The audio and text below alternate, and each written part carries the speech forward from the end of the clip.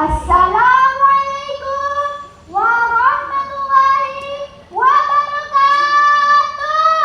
Waalaikumsalam warahmatullahi wabarakatuh. Dewan juri yang saya hormati dan teman-teman yang saya hargai,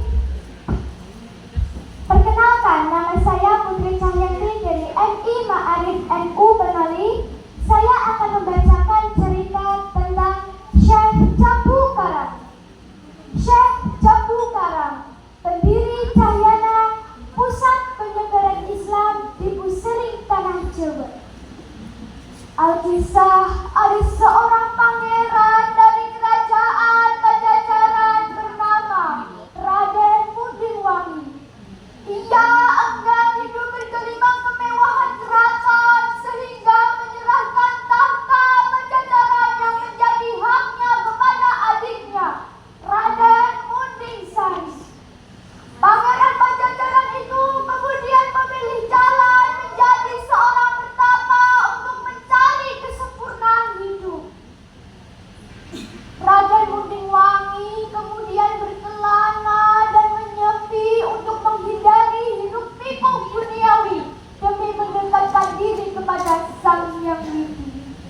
Ia melakukan tapa brata di sebuah tempat penuh dengan pohon jambu yang berada pada wilayah Gunung Karang, Banten di Jawa Barat.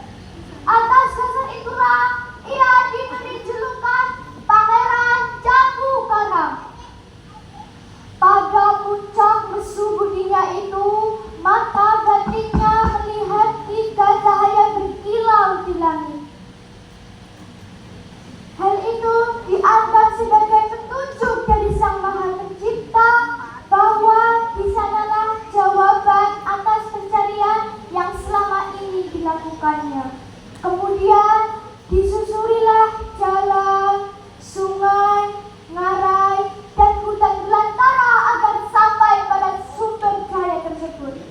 Sampailah ia pada suatu tempat yang bernama Gunung Panungkulan di Desa Grantung, Kecamatan Karangmoncol, Kabupaten Purbalingga. Ia melanjutkan tapa brata di tempat itu. Pada saat yang sama dengan sang pangeran melihat 3 cahaya berkilau di langit, seorang mubalik dari tanah Arab juga mengalami hal serupa melalui mata batinnya.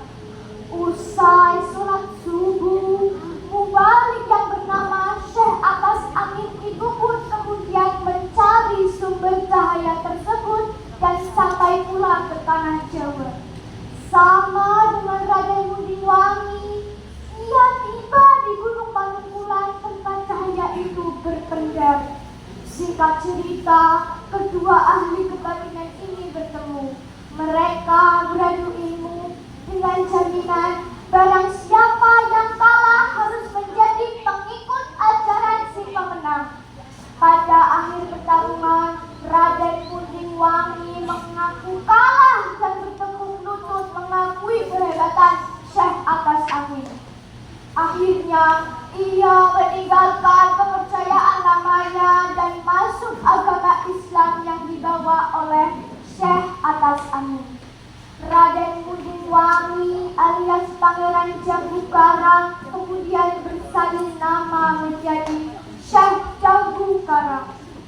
Lalu sebagai bentuk tanda hormat, Syekh Jambu Karang menikahkan putrinya yang bernama Rubiah Bekti dengan Syekh Atas